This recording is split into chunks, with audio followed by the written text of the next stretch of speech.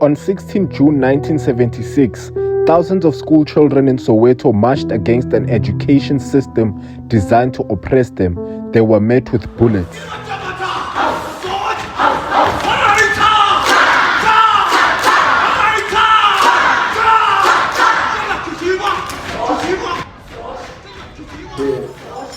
The build-up started then with Steve Biko. And then you had people like Mkhoputse Tiro, you had people like Ahmed Timon, and many people who are completely forgotten about as we speak now. And these are the people who were the building blocks to June 16, 1976.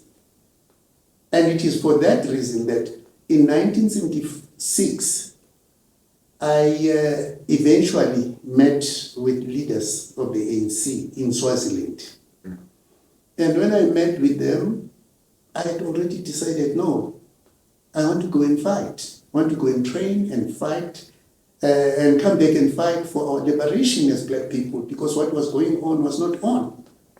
Right? Now, in the meantime, the Boers were also busy with the story of the medium of instruction being Afrikaans, that African children were going to be taught in Afrikaans now, no longer your English and your vernacular. Yeah. Whereas under Bantu education, we were doing everything in a vernac. Vernac, then that's one thing which we did not appreciate at the time, but with hindsight now, where you find that so much emphasis was put on mother tongue instruction, such that when you reach standard 6 to graduate now to high school, even if you got all your other subjects with straight A's, you fail your mother tongue, you're coming back to the same classroom next year.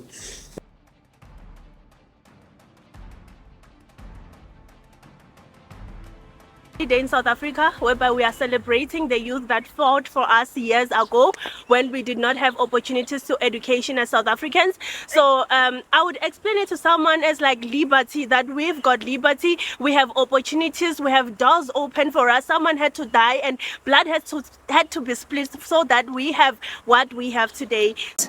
It was not easy. It's still not easy now. It will never be easy. But if we continue pushing through as a unit, I feel like right now with this little freedom that and this democracy that we received, we kind of scattered a bit within ourselves. So I think if we reunite like how they did it, there were never marches of black people that were fighting, but they were a union. And this fist was not just a mere symbol, but it holds so much power. So I feel like if we really do unite and we keep pushing, we are going to reach to that end that we hope to see, you know what I mean? Right now, it is not necessarily the language of Afrikaans that young people have challenges of.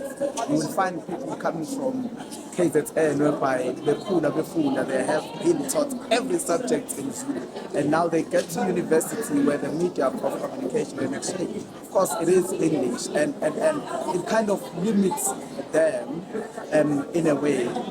They can't actually express themselves. They can't ask questions.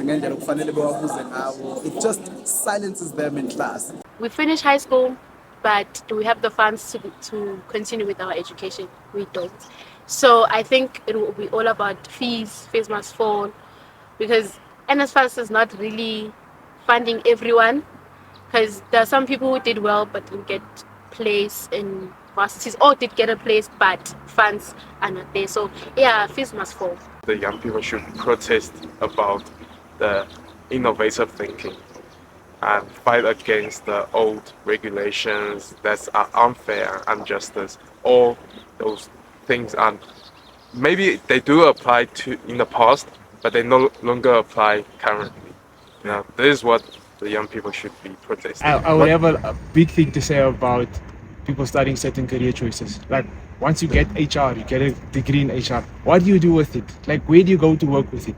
I mean, people underplay a lot on artisans. I mean, we need doctors, we need lawyers, we need engineers, but we need plumbers, we need carpenters, we need electricians, and those stuff are seen as like low end. Though we are going to school, we are getting like bursaries to come to school, but we do not have jobs. So it would be about fighting for jobs, like getting jobs in South Africa. And also I would go to the issue of maybe about like abuse in South Africa, you know, fighting for the rights of young people, young women. I would advocate for young women actually. So it's like we would fight for like, yeah, against GBV and also against job opportunities. I feel like these are the issues that are kind of like bothering us as South Africans currently. On our return, it was incumbent on us to go back to the people and explain to them what happened after we had left and how did we come to be where we were. Now, the net result of that, you have a situation where some very irresponsible people go around saying, yeah, you see, the youth of today is useless. And nothing could be more nonsensical than that, precisely because this youth they are talking about comprises our own offsprings. And if we say they are useless, it means we are useless ourselves because we failed to make them useful. So there's no way you can say they are useless. The problem lies in the fact that we are very economical with exactly what happened. Now, my point of departure is this, that when we tell our story, we have to tell it what's and all. It was not all honky-dory. It was very tough.